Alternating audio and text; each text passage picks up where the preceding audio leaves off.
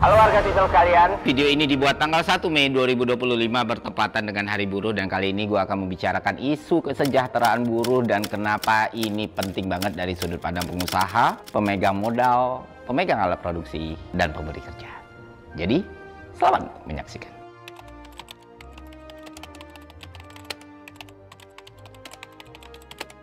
Hari ini, ratusan ribu buruh dan pekerja akan memperingati Hari Buruh Internasional. Presiden Prabowo Subianto menghadiri langsung peringatan Hari Buruh Internasional di Silang Monas, Jakarta.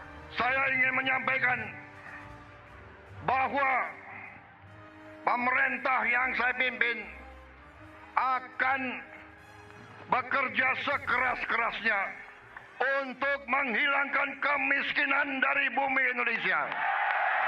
Never compete with her. All I ever asked was attention, but you turned your back, left me hopeless.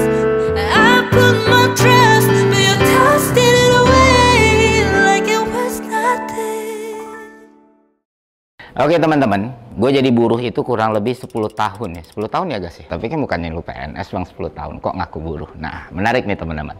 Karena mengacu pada aturan hukum di Indonesia, ya mungkin definisinya berbeda ya. Karena PNS kan diatur sama UU ASN, sedangkan buruh kan diatur sama UU Ketenagakerjaan gitu. Yang namanya PNS tetap pekerja yang dibayar dan gak punya kepemilikan pada institusi ataupun organisasi. Dengan kata lain ya, menurut apa yang sudah ditulis dan dirumuskan oleh Karl Marx, ya PNS masuk ke kelas pekerja.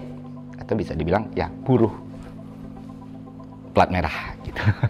Nah, bukannya buruh itu cuma untuk pekerja kasar, pekerja pabrik. Kok lu bisa nyebut diri lu buruh kalau lu jadi PNS?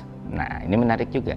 Dan salah sebenarnya teman-teman. Kenapa demikian? Karena mau kerah lu biru, mau kerah lu putih, selama kita dapat upah kerja, nggak punya faktor produksi dan kepemilikan, maka ya itu buruh. Mau yang kerja di gedung paling nyaman di SCBD atau yang ngarit sawah di panasnya matahari, statusnya tetap sama. Selama tempat dia kerja bukan punya dia ya, dan dia diupah atas itu ya, dia buruh gitu. Kalau lu ngerjain sawah orang lain ya, lu buruh tani ya. Kalau lu kerja di kantor gedongan ya, lu white collar, that's it. Ya itulah Indonesia ya, banyak buruh yang ngatain buruh yang lain karena nggak sadar dirinya buruh. Ya balik lagi, sekarang gue full pengusaha atau pedagang gitu ya, jadi nggak lagi nerima gaji dan upah, tapi memberikan gaji dan upah. Jadi mungkin bisa ngasih sedikit perspektif yang berbeda tentang kesejahteraan pekerja ini. Nah, menariknya ketika gue masih jadi pekerja, gue jelas tahu kalau isu kesejahteraan buruh itu adalah hal yang penting. Tapi ketika gue jadi pengusaha, pikiran gue mulai berubah nih. Yang dari awalnya penting, jadinya penting banget gitu. Dan yang bakal gue bahas itu bukan dari perspektif moral atau etika, tapi keputusan bisnis dan finansial. Singkat kata, gue bisa bilang ke teman-teman semua, memberikan kesejahteraan yang layak untuk pekerja akan menghasilkan benefit yang besar dan positif untuk usahaan. Oke, kita adalah keluarga, kerja dengan hati, kita berbuat yang terbaik untuk masyarakat demi menjaga idealisme dan independensi kantor ini, kantor termantap sepanjang masa. Dan selalu ujungnya kata-kata tersebut pasti ditambahin, jadi jangan mikirin duit doang gitu, ya kan? Kalian sering nemu kantor kayak gini? Kalian sering dibayar sama motivasi gitu? Kalian sering dijanjin ilmu tapi nggak dikasih duit yang layak? Tenang, kalian nggak sendiri. Jutaan orang di Indonesia merasakan hal yang sama. Ya, praktek kayak gini banyak sekali ditemukan di perusahaan-perusahaan Indonesia, khususnya startup, agensi, kantor digital kreatif, media, bahkan di NGO sekalipun ya. Ya, itulah satu lagi masalah di Indonesia. Kelas pekerjanya diperlakukan dengan sangat buruk, bahkan oleh mereka yang mengaku sangat baik. Alasan utamanya, apalagi kalau bukan margin keuntungan teman-teman, yang dihasilkan dari beban yang dikurangi. Makanya nggak heran di Indonesia banyak banget perusahaan yang buka magang besar-besaran, bahkan anak magangnya itu bisa lebih banyak daripada pegawai tetapnya. Gila nggak? Ditambah lagi, mereka nih ngakal-ngakalin masa probation nih. Jadi tiap saat tuh ada terus masa probation, selesainya turnover lagi, alias nggak diperpanjang, begitu seterusnya. Gue nggak bilang ini bermoral atau tidak bermoral, kita nggak perlu ke situ. Tapi kalau kalimat motivasi, buka magangan besar-besaran sampai ngakalin probation untuk dapat cuan, apalagi lu perusahaan yang menawarkan jasa ya, gue bisa dengan sangat tegas bilang, sungguh sebuah strategi yang bodoh dan tolol sekali. Makanya nggak heran perusahaan kayak gini umurnya biasanya nggak lama. Karena apa? Ya karena dangkal. Jadi bisnis proses nggak dipikirin, fundamental usaha nggak dipikirin, transaksinya nggak dipikirin. Kalau disuruh mikir cari duit, ya mereka langsung kepikiran investor. Kalau disuruh dapetin cuan, mereka langsung kepikiran ngurangin belanja pegawai. Ya wajar, karam semua kayak sekarang gitu. Nah, strategi ini kenapa merugikan? Ya karena kita nggak akan pernah dapat pekerja yang kompeten dan produktivitasnya jadi sangat rendah. Ya karena setiap turnover pegawai yang masuk itu kan harus pembekalan lagi, dan biaya turnover itu kan nggak murah, Pak. Jadi kapasitas yang lu dapat bakal segitu-segitu aja. Gimana usaha lu bisa grow? Jadi di sini berlaku yang namanya law of diminishing return. Artinya ketika lu nambah tenaga kerja murahan itu nggak sebanding atau nggak sejalan atau nggak seluruh sama output yang dihasilkan. Ya, itulah kalau perusahaan cuman fokus ke pengurangan cost bukan skill and value. Makanya kalau lu nemu owner company yang masih buka magangan gede-gedean dan jualan kecap, ya teman-teman, hal terbaik yang bisa lu lakukan adalah lari. Oh, teori doang bang, mudah aja teori, prakteknya gimana? Oh. Nah ini gue jelasin. Gue punya beberapa unit usaha kecil-kecilan ya. Salah satunya ya seperti kalian tahu Malaka gitu ya. Kalau kalian punya teman valuator gitu, coba minta tolong dia buat ngitung kasar aja berapa kira-kira valuasi Malaka sekarang. Medianya aja dulu gitu.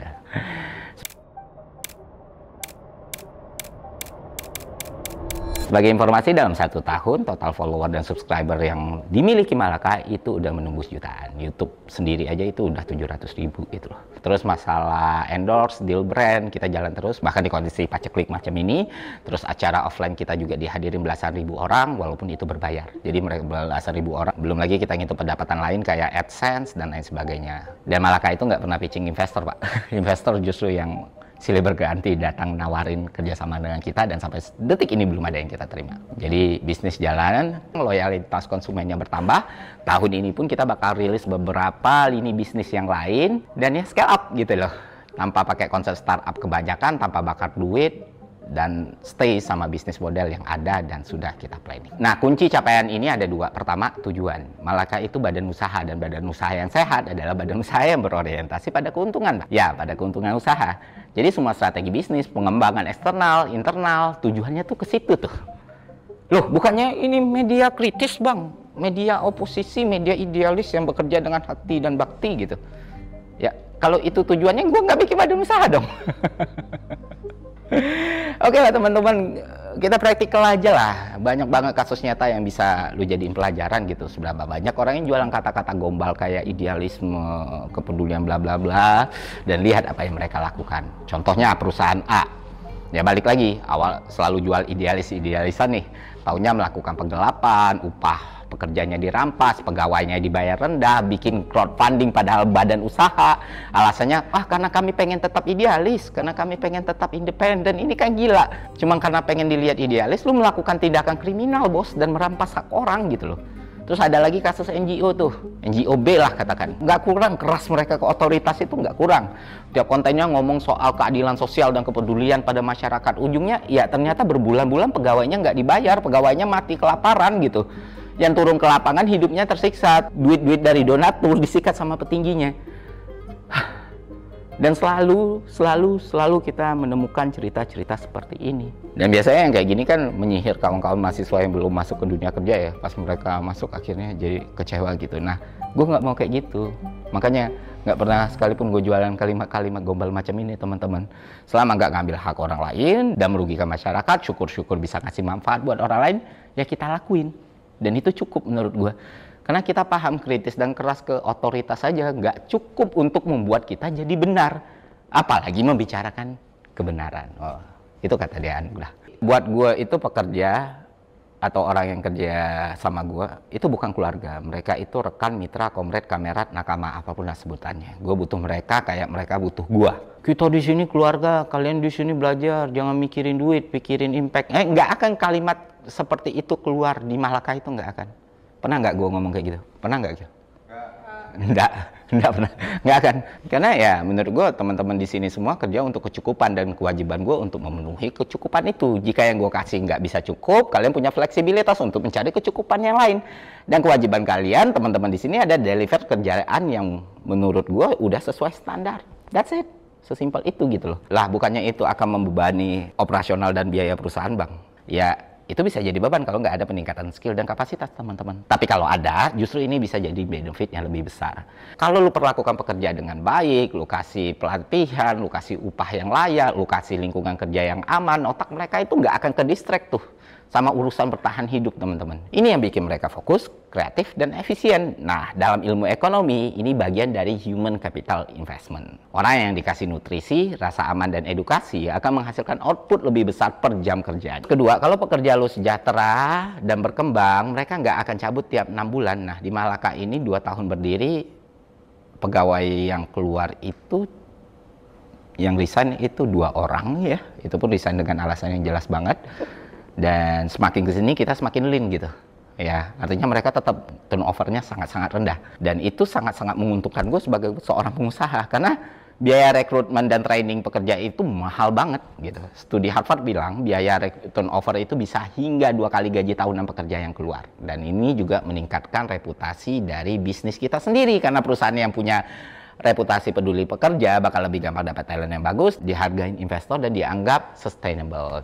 Nah, dalam ekonomi yang volatile, teman-teman, punya tim pekerja yang sejahtera dan terampil itu kayak punya buffer alami. Lu bisa pivot lebih cepat dan adaptasi lebih gesit. Itu yang gue lakukan di Malaka, dan itu jadi salah satu kunci paling penting keberhasilan Malaka dalam 2 tahun terakhir. Sebagai perusahaan yang baru berdiri, gue selalu bilang akan banyak sekali kekurangan, tapi setidaknya yang bisa gue jamin kalian akan dibayar layak di sini. Atau bahkan sangat layak, dan itu yang tetap kita pegang sampai sekarang. Nah, kenapa ini masuk akal secara ekonomi? Karena pertama tadi yang sempat gue singgung, yaitu law of diminishing return. Karena nambah tenaga kerja murahan gak bikin output lu naik sebanding. Kedua, knowledge worker lebih dari manual labor, karena skillful staff punya leverage yang lebih gede gitu. Ketiga, economy of scale in capability, karena skill rendah, produktivitas rendah itu menghasilkan biasanya tersembunyi yang lebih tinggi. Ini bikin reputasi brand lu turun, revenue menurun, lu balik lagi ngirit biaya, terus balik lagi ke lingkaran setan pertama. Bisnis lu stuck di low end, lu nggak bisa naik kelas, lu nggak bisa inovasi, lu ketinggalan sama investor, lalu mati, teman. Dan ketika lu punya skillful pekerja yang bisa ngerjain kerjaan 3 orang biasa bahkan lebih, ya lu bakal dapat untung yang lebih besar. Makanya salah satu hal yang paling penting dan fundamental lu harus lakukan ketika lu menaikin, itu harus dibarengi dengan naiknya kompetensi dan kapasitasnya mereka, sehingga itu menguntungkan lu ataupun mereka gitu. Sampai sini mengerti? Kalau belum mengerti, gue kasih penjelasan yang lebih sederhana lagi, dan udah gue terapin. Gue punya nakama, gue punya kamerat namanya Aep ya. Ini anak growth terus nih ya. Gue bilang ke dia, lu mau gue rekrut orang baru buat bantu lu, atau gue naikin gaji lu? Karena kapasitas Aib sudah bertambah dan dia semakin pintar. Dia tentu memilih yang kedua. Daripada gue nambah teman, mending gue nambah gaji. Memang luar biasa sekali Aib. Tapi gue bilang konsekuensinya kerjaan lu nambah, lu siap atau enggak? Lu siap naikin kapasitas lu atau enggak? Dan dia pun komitmen, siap bang, kata dia. Selama gajinya gede, gue sih nggak masalah, kata Aib. Dia memilih kedua karena dia pikir itu menguntungkan buat dia, dan buat gue juga itu menguntungkan. Karena buat Aib gajinya naik, buat gue biaya yang gue keluarkan itu nggak sebesar kalau gue rekrut pegawai yang baru. Iya, paham nggak sampai sini? Naikin gaji Aib, kos yang keluar itu nggak sebesar atau bahkan mungkin cuma setengah kalau gue merekrut pegawai baru, dan dia tidak harus merasakan tekanan yang besar karena ya menurut dia apa yang dibayarkan ke dia sepadan gitu. Lah bukannya itu akan menciptakan overload capacity, bang? Ya overload capacity kalau upahnya nggak nambah dan kapasitasnya si Aib kecil. Tapi kalau bayarannya layak dan kapasitasnya bertambah, ya nggak over capacity dong. Nuangin air 1 liter di gelas kecil itu over capacity, tapi kalau di gelasnya besar, ya kan nggak. Gitu teman-teman. Itulah kenapa kesejahteraan pekerja itu sangat-sangat penting. Tapi harus diiringi produktivitas, peningkatan skill set, peningkatan kapasitas, dan efektivitas. Nah, dari penjelasan ini gue berharap teman-teman bisa paham kalau bikin pekerja lu sejahtera nggak berarti bikin lu miskin. Dan sekali lagi, ini bukan matematika langit. Ada rasionalitasnya dan penjelasannya. Oke, itu aja dari gue. Semoga konten ini bermanfaat. Sampai jumpa di konten selanjutnya. See ya. Selamat Hari Buruh.